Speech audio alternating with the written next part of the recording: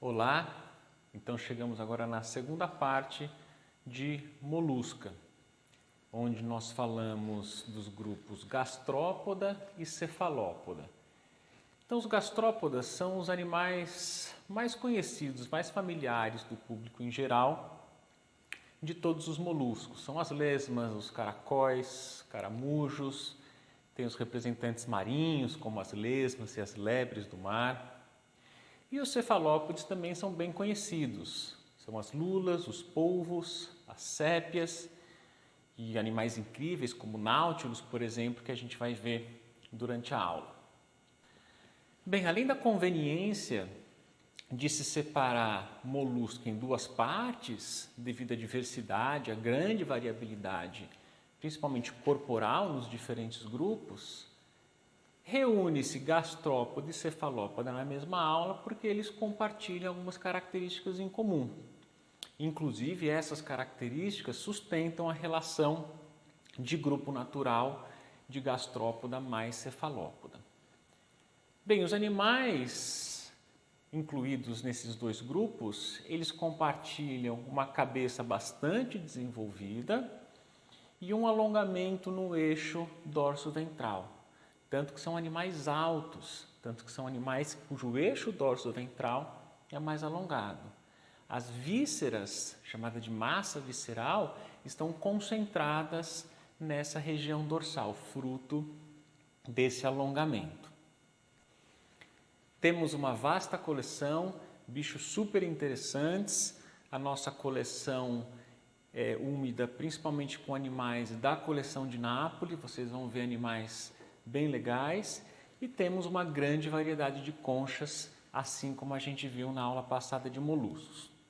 Então agora vamos detalhar gastrópoda e depois a gente passa para cefalópoda. Vamos lá.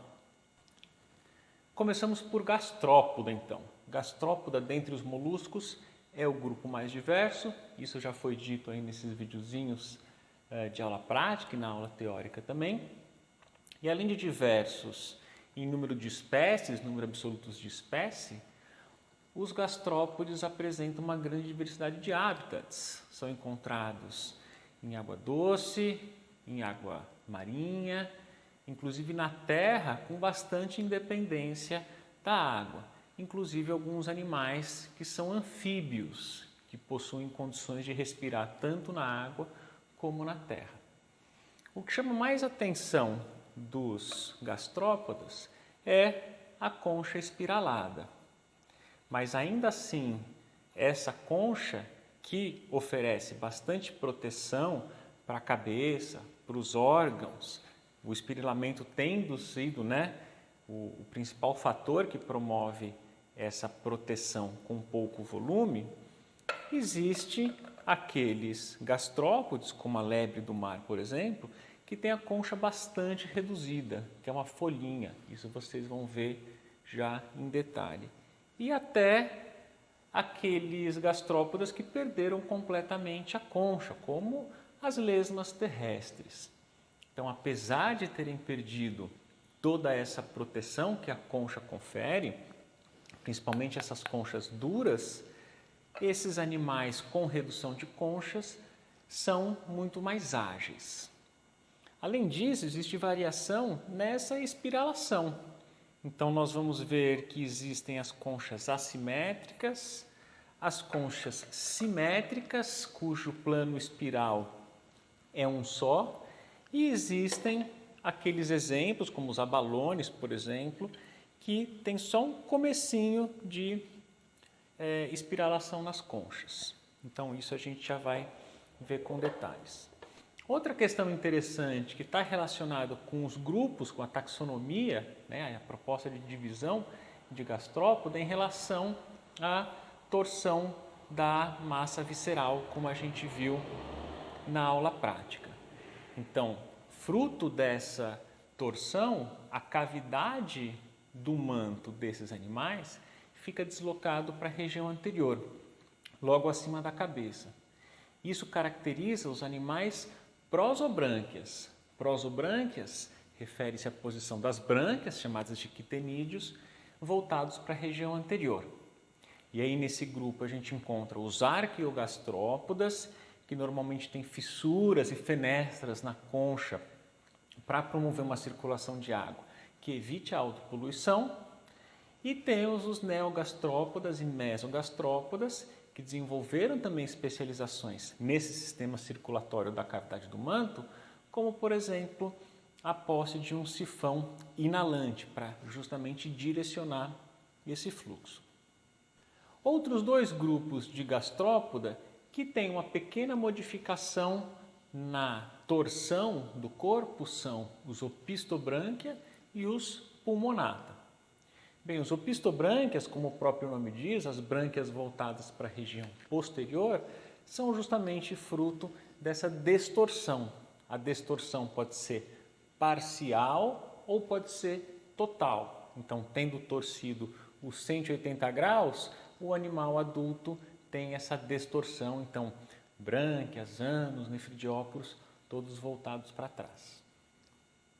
E um grupo bastante interessante que alcançou algo que nenhum molusca conseguiu, que é o meio terrestre, são os pulmonata.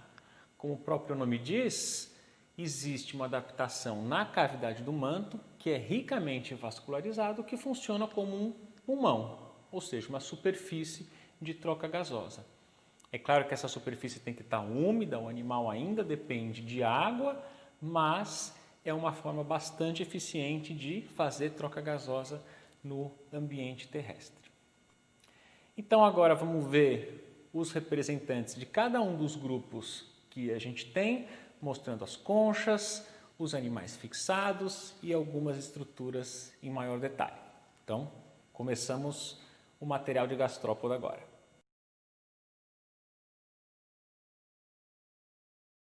Bem, então aqui primeiramente só para a gente ter uma ideia da variação no tamanho dos gastrópodas. Então aqui a gente tem uma concha milimétrica, algumas são até microscópicas, mas a gente consegue notar a natureza espiral, que é característico dos gastrópodas. E aqui essa concha grande, pesada, que a gente também reconhece essa natureza espiralada que é típico dos gastrópodes. Então, visto essa enorme variação no tamanho desses animais, aqui a gente tem uma série de conchas de gastrópodes para a gente reconhecer algumas regiões em comum. Então, aqui a gente tem essa natureza espiralada da concha. A gente reconhece uma região aqui em cima chamada de ápice. Esse ápice ele é produzido ainda no estágio larval de Welliger, e conforme o animal vai crescendo, que ele cresce nessa direção, né, que nem eu estou fazendo aqui com o meu dedo, ele vai dando essas voltas, né? Então, cada andar desse aqui é chamada de volta, e onde duas voltas se encontram, chama-se de sutura. Aqui a gente tem a abertura, por onde sai a cabeça e o pé do animal, a massa visceral fica confinada aqui dentro, né? Esse seria a posição do bicho naturalmente, né? Com a cabeça anterior voltada para esse lado e a região posterior voltada para esse lado, né? Então, a pontinha aqui da concha, o ápice, fica voltado sempre aqui para a direita e um pouquinho para trás. Internamente, essa concha ela tem uma estruturação, como se fosse uma coluna que sustenta tudo isso, chamado de columela, que a gente consegue ver nesse corte. Esse aqui é um corte incluído em resina, essa é a columela ao redor da qual a concha vai se desenvolvendo. Se a gente pegar essas conchas aqui que estão quebradas, ó, a gente consegue ver a columela lá dentro, em cada uma delas. Olha lá, a gente reconhece muito bem as voltas, essa região aqui está quebrada e essa que eu estou apontando com o dedo, é a abertura da concha. E aqui a última, que a gente também consegue ver a columela que se forma com essas voltas. Então, como eu falei, conforme o animal vai crescendo nesse sentido, ele vai desenhando essas linhas de crescimento. Então, aqui na bordinha, ó, para onde ele cresceria, né, basta ter a deposição da concha, né, do carbonato de cálcio pela borda do manto, para ele continuar a crescer. É bastante comum, isso vocês devem conhecer, os ornamentos que a concha pode ter, né, como essas protuberâncias aqui, mais rombas, mais escurinhas, como no caso dessa concha aqui. Continuando então ainda na nossa diversidade de conchas de gastrópoda, né, eu insisti bastante nessa natureza espiralada da concha, que é realmente algo que chama atenção, exclusivo dos gastrópodes, mas aqui a gente tem mais 4 tipos de conchas para mostrar toda essa variedade. Aqui desse lado a gente tem 2 arqueogastrópodas, a gente já vai falar um pouquinho mais deles, mas que a concha apresenta, nesse caso, uma leve espiralação, na verdade é uma voltinha, ó, a gente consegue ver uma voltinha só, né? O ápice seria mais ou menos aqui nessa região, e ele cresceu nesse sentido. Além desse outro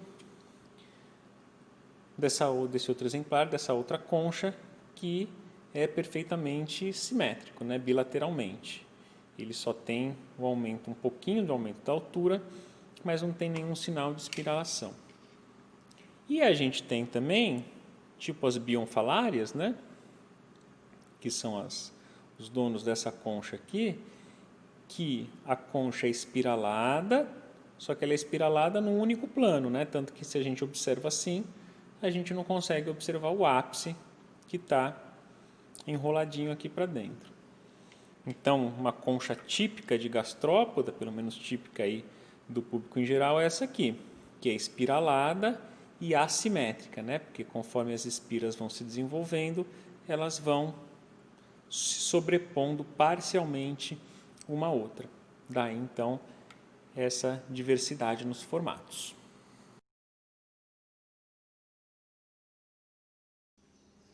Bem, então aqui detalhamos o nosso primeiro grupo de gastrópoda, que são os prosobrânquias, aqueles que possuem a cavidade do manto, consequentemente as brânquias voltadas para a região anterior. E dentro de prosobrânquia a gente identifica o grupo mais primitivo, cuja concha se apresenta no estado mais primitivo, que são os arqueogastrópoda, como o próprio nome diz, arqueo de antigo. Então, o que nós temos aqui são animais que possuem a cavidade do manto voltada para frente e o problema da autopoluição, como a gente viu com bastante detalhe em aula teórica, foi resolvido de diversas formas, todas direcionando a corrente da água de maneiras diferentes. Então, primeiro nós temos os abalones. Esses abalones são animais bem interessantes. Então, da forma com que ela está aqui, ela está na posição do animal em vida. Então, aqui seria a região anterior e aqui a região posterior. Os abalones, eles apresentam esses orifícios na concha. Toda a cavidade do manto desse animal é deslocada, é mais desenvolvida para essa região. Então, mais ou menos nessa altura ficam as brânquias e posterior à brânquia fica a abertura do ânus e do nefridióporo. Então, como que funciona a circulação de água nesse animal para evitar a autopoluição? Esses 2 primeiros orifícios são os canais inalantes, então a água entra por aqui, passa pelas brânquias, passa pelo ânus e nefridióporo e sai por esses outros orifícios aqui. Então a água, ela nunca passa pelo ânus antes de passar pelas brânquias, evitando assim a autopoluição. Aqui nós temos outros 2 tipos de arqueogastrópoda, como vocês podem ver, que tem um orifício superior aqui na concha. Se a gente olhar por dentro, essa é a aparência delas. Então, como que funciona esse animal? essa é a região anterior, né? Então o bicho ficaria nessa posição. A água ela entra pelas laterais, né? A cabeça ficaria aqui, entra pelas laterais da cabeça, passa pelas brânquias, passa pelo ânus nefridióporo e sai por essa região superior. Então, o fato da água, da corrente da água ser unidirecional é o que evita a autopoluição. Esses dois outros grupos de arqueogastrópoda, eles não possuem esse sistema de orifícios, são conchas inteiriças, mas eles apresentam a unidirecionalidade do fluxo d'água, porque ele entra por um lado e sai pelo outro, de forma que as brânquias sempre recebem a primeira corrente inalante que entra na cavidade do manto. Aqui temos alguns exemplares de arqueogastrópoda, só que em via úmida. Então a gente consegue ver toda a parte mole do bicho, né? Então aqui a gente está vendo esses dois exemplares aqui ventralmente. Então o que a gente vê é o pé do bicho. E aqui é o animal retirado de sua concha.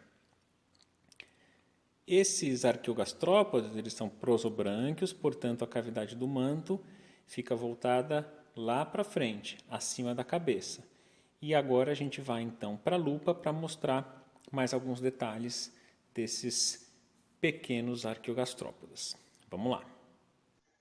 Bem, então agora a gente tem o animal sob a lupa e aqui a gente está vendo uma vista ventral do bicho. Dá para perceber, né, que a concha está voltada para o outro lado. A gente consegue reconhecer muito bem, com bastante facilidade, o pé, que é essa grande sola rastejadora, a concha, que a gente vê só a bordinha, né, que passa os limites do corpo, e a cabeça, com os tentáculos laterais e a boca bem definida. Além disso, reconhecemos o sulco palial, é por aí que a água circula, né, entrando pelas laterais da cabeça e saindo lá no limite posterior, e onde ficam localizados os quitenídeos, né, ou brânquias. E a borda do manto é justamente essa porção marginal que produz a concha. Aqui à direita a gente tem um animal similar, um arqueogastrópoda também. A única diferença é que ele está sem a concha. E aí é interessante notar essa porção aqui, ó. Essa é a cavidade do manto, que fica voltada para frente acima da cabeça. Ela tem uma pelinha bem fininha, que é o manto, tá?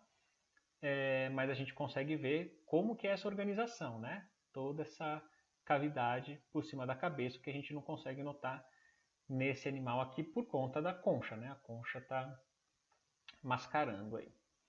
Se a gente virar esses dois animais em vista dorsal, o que a gente reconhece é que esse aqui é aquele que tem o orifício superior na concha, então o orifício do manto, o manto, né? A cavidade do manto tem um orifício aqui. E esse aqui da direita não, ele é aquela concha inteiriça.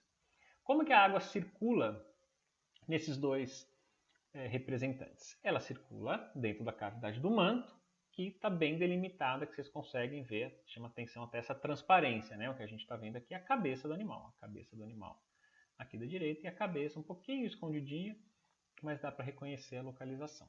Então, cavidade do manto para frente, massa visceral voltado para trás.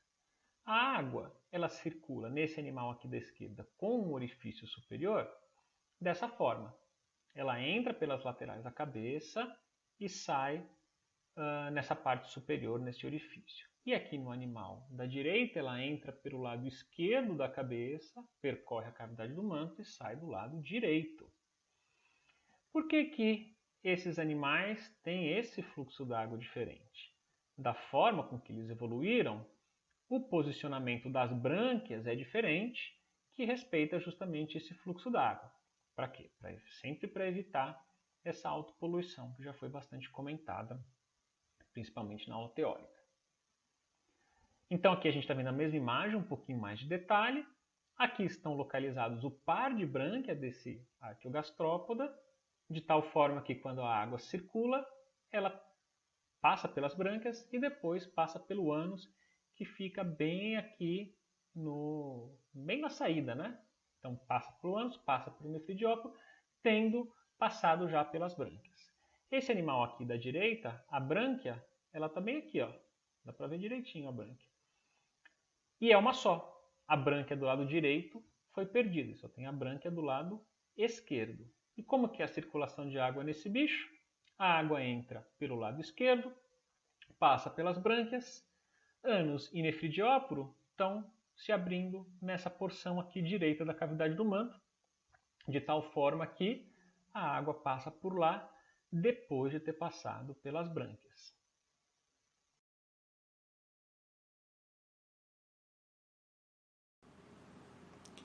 Então, vistos os arqueogastrópodas, a gente tem mais dois grupos dentro dos prosobrânquias, que são mesogastrópoda e neogastrópoda, que possuem diferenças bem discretas, mas as conchas são bem similares.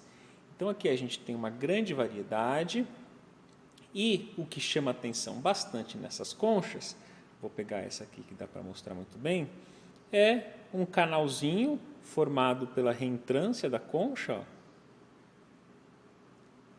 que é justamente onde fica apoiado o sifão, que é um prolongamento da abertura do manto para constituir um canal inalante. Então, um animal vivo ficaria mais ou menos assim, ó.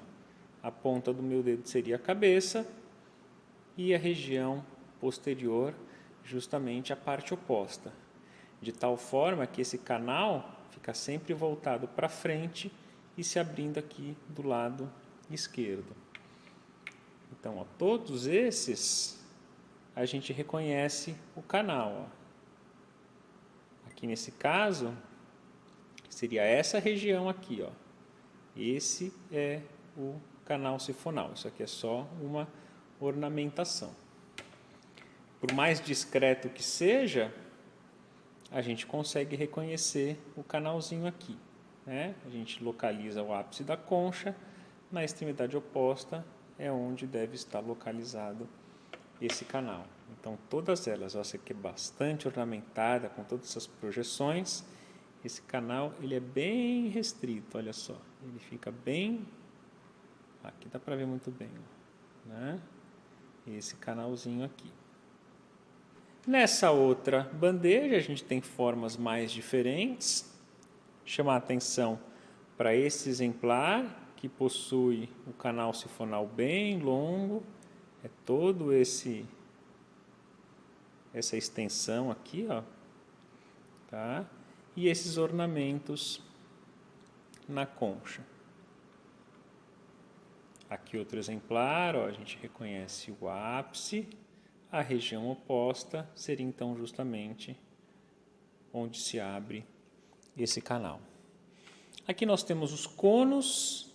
Existe um gênero chamado conos, mas de forma geral eles possuem essa concha cônica, que já traduz o próprio nome do gênero. E aqui nós temos algo que se parece com o que se usa para búzios, né? Que são essas conchas que as espiras, né? O espiralamento não é muito bem reconhecido. Se a gente comparar com essa aqui, ó, elas são similares, né? A abertura é quase que transversal, só que essa a gente reconhece, deixa eu focar aqui, ó, aí, ó, essa a gente reconhece o ápice, as voltas e as suturas. Essa aqui não, é como se ela tivesse dado apenas uma volta e parado aqui. No caso desse bicho, ele ficaria nessa posição e essa concha não tem toda aquela torção, né, na posição do bicho, ela fica um pouquinho mais retilínea. Desses dois aqui, né? Vocês veem que tem essa similaridade, né? O canal anterior e o canal posterior por onde a água vai circular.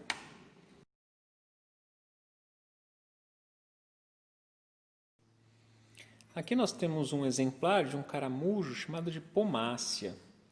Essa pomácea é um caramujo de água doce, é bastante comum em água parada, né? Água doce parada. E ela possui uma adaptação bem interessante do sistema respiratório, na verdade, da cavidade do manto, que o torna um anfíbio. Então, ele tem brânquias, né, os quitenídeos para respirar na água e uma parte da cavidade do manto ricamente vascularizada para fazer a respiração em ambiente terrestre. Então, aqui nós temos a concha do animal, como eu já mostrei anteriormente, né, toda a espiralação. E aqui a gente tem a parte mole dissecada. Então, o que vocês devem estar achando meio estranho aqui, ó, a cabeça do animal está bem aqui.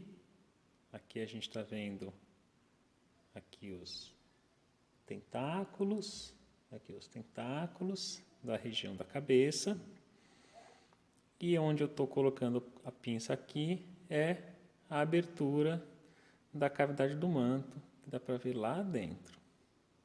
Essa concha que vocês estão vendo aqui em maiores detalhes, é o opérculo.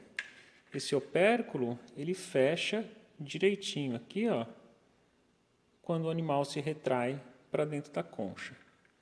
O fato dele parece que ele está voltado para frente, é porque o pé, que é toda essa região aqui, ele está dobrado para frente. Então, o pé, na verdade, ele estaria aberto, né, formando essa grande sola que o animal rasteja. Outra estrutura importante que dá para reconhecer com facilidade é o sifão. Olha que interessante, dá para ver até que o sifão é uma dobra da bordinha do manto, que ele é aberto, né? Ó. Ele é aberto e ele fica enroladinho, formando um sifão.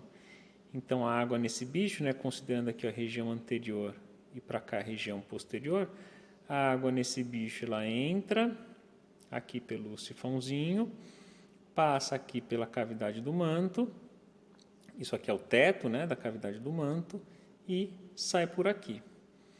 E quando sai por aqui, carrega fezes e o produto que sai do nefridióporo, né, que pode ser os espermatozoides no caso. Então a água ela sempre vai fazer esse movimento, evitando assim a autopoluição. Internamente, nessa região aqui, ó, na cavidade do manto, mais ou menos nessa porção, é onde fica essa porção vascularizada, chamada de pulmão, e a brânquia fica um pouquinho aqui para trás, sempre internamente. Aqui a gente vê a região do pericárdio, né, que ficaria o coração do animal, e essa parte espiralada, né, que fica acomodada nas regiões mais profundas da concha, são as gônadas do animal que ficam aí guardadinha. Então, a concha no animal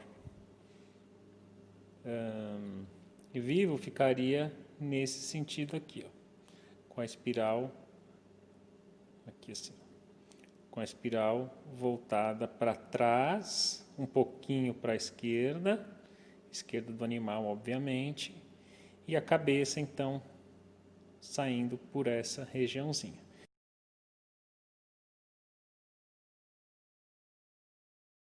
Veja algumas conchas de pulmonata, subclasse pulmonata, que são os moluscos que sofreram uma distorção da massa visceral, consequentemente a abertura do manto não fica voltada para frente, acima da cabeça, são diversos graus de distorção, pode se abrir para a lateral direita ou completamente para trás, e a cavidade do manto é ricamente vascularizada, constituindo um pulmão, entre aspas, né? Daí o nome da subclasse.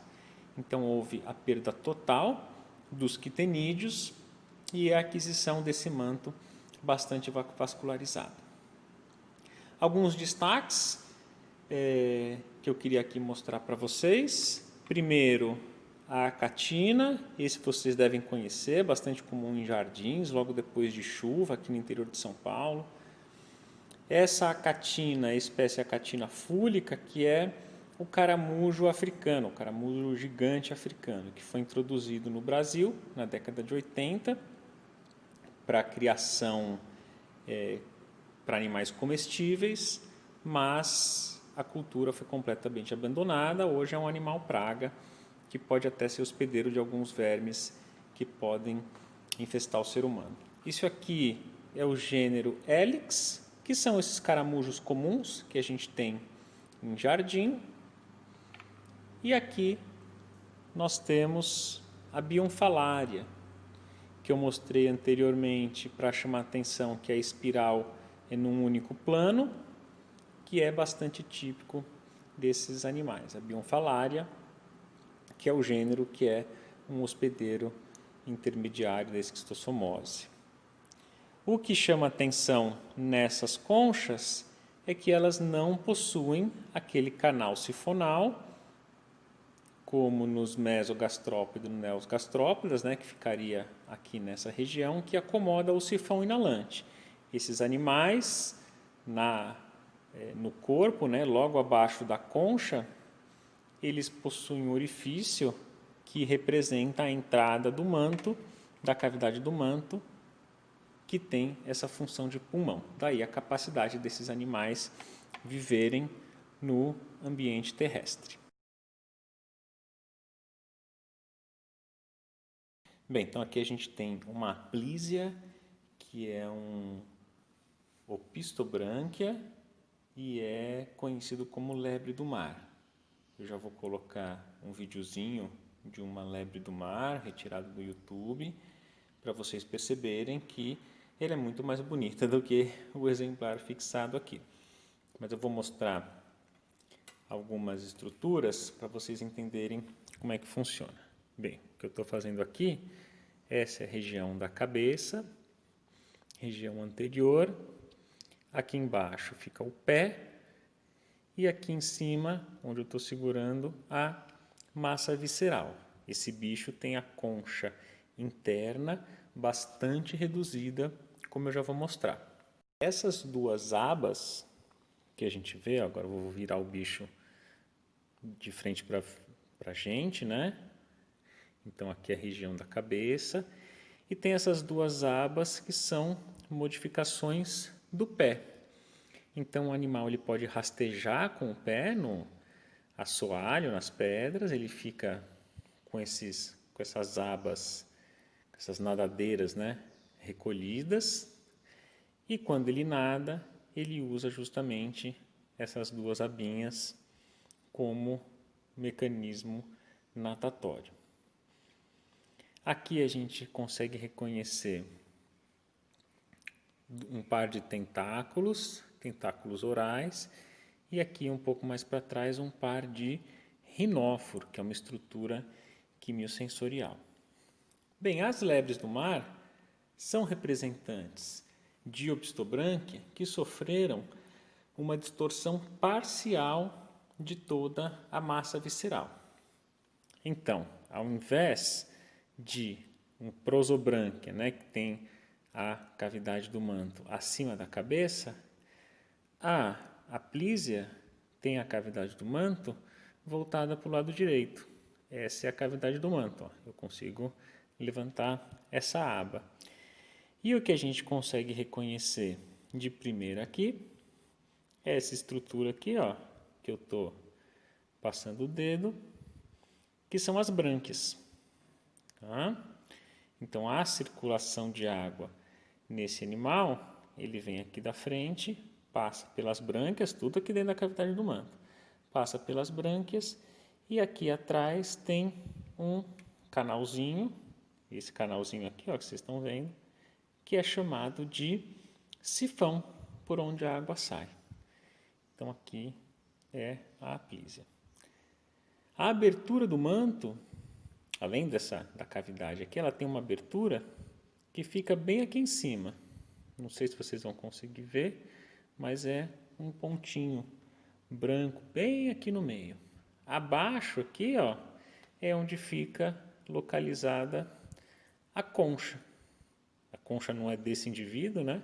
Mas ela fica mais ou menos nessa posição, logo aqui abaixo.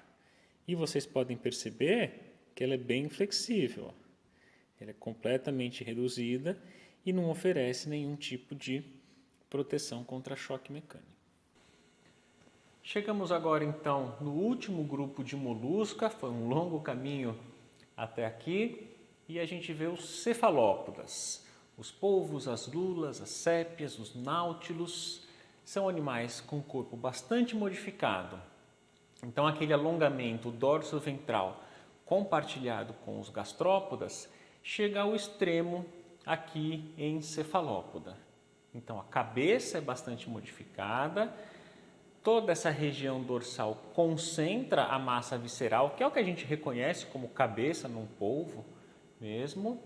O pé se modificou bastante, agora ele compõe um funil, que é a comunicação da abertura do manto com a porção externa, que é bastante utilizado na locomoção desses animais, e desenvolveu na borda da cabeça os braços e os tentáculos que vocês já devem conhecer desses bichos. Bem, os cefalópodas têm uma história ao longo da história da Terra bastante interessante.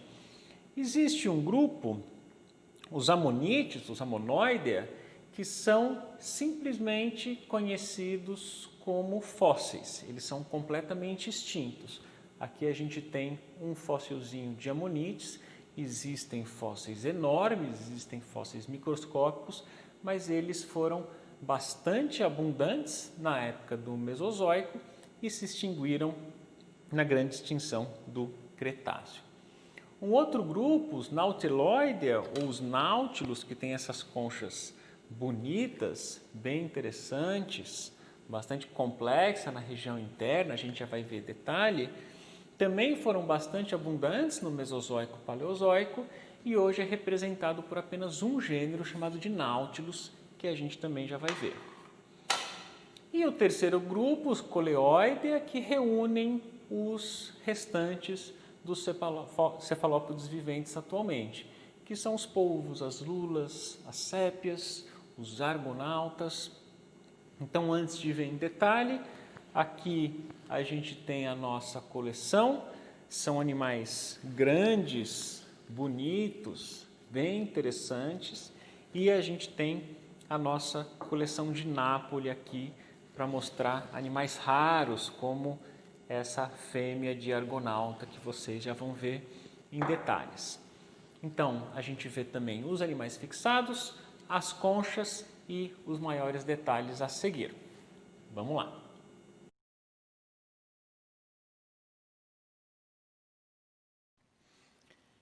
Aqui nessa bandeja, então, nós temos o nosso primeiro grupo de cefalópoda, que apresenta diversos formatos de concha. Então, aqui são os náutilos. Náutilos, na verdade, é o único gênero vivente dos Nautiloidea. Então, o que chama atenção nos náutilos é a concha espiral, a gente consegue reconhecer as voltas aqui, e esses ornamentos. Do lado de dentro, essas conchas estão cerradas, né? Essas duas conchas aqui estão cerradas bem ao meio. Do lado de dentro, a gente consegue reconhecer as diferentes câmaras que eu mostrei em detalhe lá na aula teórica, o funcionamento da flutuação do bicho. Então, em posição do animal vivo seria mais ou menos assim, né, visto aqui por dentro. Então, essa cavidade é a cavidade onde fica o corpo do animal, né, principalmente a massa visceral, aí a cabeça e os pés saem por aqui, os tentáculos saem por aqui, e existem essas subdivisões que, conforme o animal faz o processo de enchê-las de água, ela se torna mais densa, o animal consegue afundar, e quando ele esvazia, a concha fica menos densa, toda a estrutura corporal fica menos densa e o bicho consegue flutuar. é interessante que a gente consegue ver o canalzinho, ó, esses tubinhos aqui, ó, que cada septo desses apresenta, que é por onde passa o sifúnculo, que é aquela parte viva, carnosa, que passa por aqui, que faz justamente aquele controle da entrada e saída de água dessas cavidades.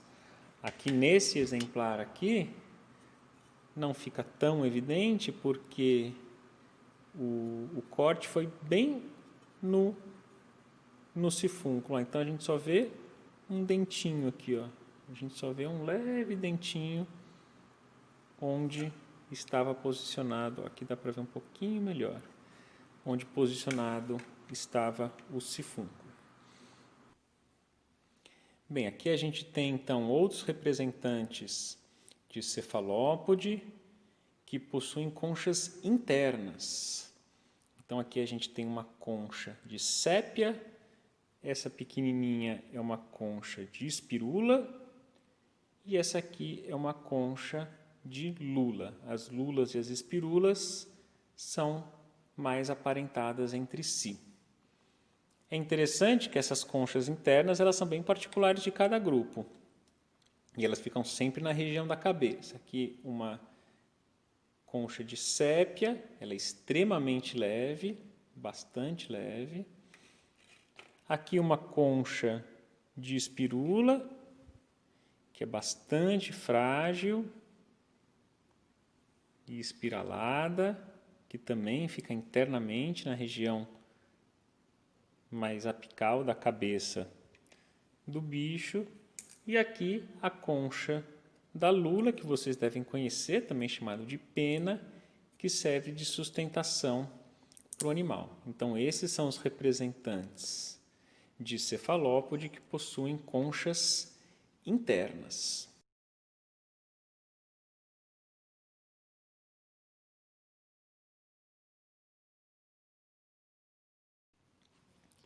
Bem, começando aqui então com o nosso primeiro cefalópode, a gente tem essa pequena lula. A lula, ela é interessante porque é um bom material para a gente explicar a morfologia dos cefalópodes. Então, do jeito que o animal está aí, ele está de lado. Então, o que ocorreu bastante nos cefalópodes? O alongamento desse eixo aqui, ó, dorso ventral. Então, aqui em cima seria a região dorsal, aqui em cima a região ventral. O pé que se modificou em funil é essa estrutura que eu estou mostrando aqui na pontinha, que eu já vou mostrar em mais detalhe. E ele está voltado para a porção posterior. Então, aqui é a porção posterior, aqui é a porção anterior. Por que ele é comprido nesse sentido? Justamente por esse alongamento do eixo dorso-ventral. A gente consegue perceber que ele é roliço, né? O corpo do animal é roliço. Aqui em cima apresenta nadadeiras, que ajudam na natação. Os braços, que são esses pequeninos, e os tentáculos, que são maiores e possuem as ventosas só aqui na pontinha, enquanto que nos braços as ventosas estão ao longo dele inteiro. A boca do animal fica bem aqui no meio dos braços. Eu acho que vocês conseguem ver quando pegar o foco aí, ó. Dá para ver a boca lá no meio. Essa porção anterior, como eu estou mostrando aqui, essa linha mais escura que vocês estão vendo, é justamente a localização da pena, que é a concha reduzida e interna. Então, o manto envolveu inclusive a concha, esta tornando-se interna. Aqui seria então a face posterior, o que a gente consegue reconhecer com bastante clareza é o funil. Ó, isso aqui é o funil, inclusive dá para ver a aberturinha do funil aqui, ó. Tá? Essa margem solta aqui, ó, que a gente vê, é justamente a abertura da cavidade do manto. Então, as vísceras estão localizadas todas aqui nesse capuzinho aqui, né? Fruto desse alongamento. Então, a cavidade do manto está aqui dentro. A gente já vai mostrar dois organismos dissecados para a gente ver a estrutura interna. E aqui na lateral, dos dois lados, a gente vê esses olhos, que em cefalópoda é bastante desenvolvido. Bem, então aqui temos dois indivíduos de lula dissecados. Aqui à esquerda nós temos uma fêmea e aqui à direita nós temos um macho. Então o que se faz para dissecar? Faz um corte longitudinal entrando aqui, ó, acima do funil e rebate as duas abinhas e aí a gente expõe a cavidade do manto, que é aqui dentro. Aqui no macho a mesma coisa. A incisão é feita aqui acima do funil e a gente rebate essas duas abas. O que dá para notar aqui com bastante facilidade e reconhecer que é uma fêmea são essas duas estruturas que são chamadas de glândulas nidimentares. Se a gente abrir um pouquinho mais, a gente reconhece uma brânquia aqui desse lado e outra brânquia aqui desse outro lado. Na base da brânquia, bem nessa região que eu estou apontando aqui com a pinça, fica, aqui a brânquia deu uma puladinha, fica localizado um coração que é chamado de coração branquial, que vai vai ajudar, na verdade, né, a propulsão de sangue para carregar os gases. Aqui no meio das glândulas nidimentares, um pouquinho aqui mais para baixo, está difícil de ver, fica o coração sistêmico, que seria então o coração principal. Aqui na região mais dorsal a gente tem um ovário, tem esse aspecto, né, cheio de bolinhas. E aqui um pouquinho mais para baixo a gente tem o funil e a musculatura retratora do funil, que é essa que eu estou pegando aqui com a pinça, que o bicho consegue movimentar. Então ele dá a direção naquele nado, né, a propulsão, movendo a direção do funil. Um sistema interessante que tem aqui no funil é essa reentrância aqui, ó, que eu estou apontando com a pinça. Isso aqui é um sulco. E nesse sulco se encaixa justamente uma reentrância que tem aqui, ó, essa marquinha aqui, ó, ela se encaixa justamente nessa reentrância quando está fechado. Então isso é um sistema de tranca para quê? Quando a água sai do funil, sai da cavidade do manto, melhor dizendo, ela vai sair toda pelo funil. Ou seja, essa borda do manto vai estar travadinha. Aqui no macho, a gente reconhece até com um pouquinho mais de clareza essa prega, ó, ela está um pouquinho apagadinha, mas dá para ver que se encaixa aqui nessa preguinha aqui do funil, né? Então aqui a gente tem o funil e a musculatura do funil. Aqui no macho a mesma coisa, né? A gente consegue reconhecer uma brânquia desse lado, a outra brânquia está aqui, ficou grudadinha aqui, ó, na cavidade do manto, e aqui para cima a gente tem as gônadas do macho, bem aqui para cima, que são justamente os testículos. Então aí a gente tem as lulas dissecadas.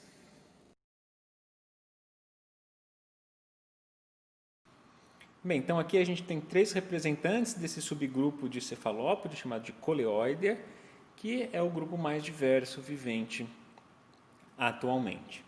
Então aqui nós temos um polvo, aqui nós temos uma sépia e aqui a gente tem uma lula. Esses três bichos estão exatamente na mesma posição para a gente fazer uma comparação. Então a parte anterior está voltada aqui para a gente, parte dorsal, parte ventral e a face posterior está encostada aqui na bandeja. Tanto que se a gente virar, a gente vai ver o quê? O funilzinho. Ó, esse é o funil do polvo, o funilzinho da sépia e o funil da lula. Então dá para ter uma boa ideia da comparação desses três. Outra coisa que chama atenção é o formato dessa região dorsal, que a gente poderia chamar de cabeça mais massa visceral. Então o do polvo é bem globular, bem curtinha. Da sépia, ela é achatada, tanto que aqui que fica localizada a concha, né, da sépia. E a da lula é alongada e cilíndrica, né? Sendo que a sépia e a lula têm essas nadadeiras nessa região. Com relação à modificação aqui embaixo, aqui na lula a gente tem os braços que possuem ventosas ao longo de todo o comprimento e os tentáculos, no caso acho que só tem esse, o outro deve ter quebrado, que tem as ventosas maiores e concentradas na região mais distal. A sépia também é similar, possuem os braços, a boquinha do bicho lá no meio e os dois tentáculos maiores, inclusive com as ventosas maiores, dá para ver com bastante facilidade. E os polvos não. Os polvos, eles só têm os braços. Eles não possuem os tentáculos, que é diferenciado, e a boca lá no meinho. Aqui, na sépia, dá para ver bem que existe um pontinho mais escurinho, bem lá no meio, que são os bicos córneos que esses bichos têm, além da rádula que fica para dentro da boca, né, lá internamente. E a abertura do manto e o funil, né, aquele sistema que eu já comentei com vocês. Então, quando a água entra para a cavidade do manto, ele fecha o funil e abre essa abertura aqui que eu estou mostrando. E quando ele vai fazer a propulsão, ele fecha ao redor do funil e a água sai toda e faz a jato propulsão. Aqui na lula a mesma coisa, né? Ó, a abertura da cavidade do manto e o funilzinho abrindo. Aqui no polvo a mesma coisa, o funil está um pouquinho achatadinho aqui, ó. Aí, ó, dá para ver ele abrindo e a cavidade do manto lá para dentro. Então as vísceras desses três animais estão todas concentradas aqui nessa região.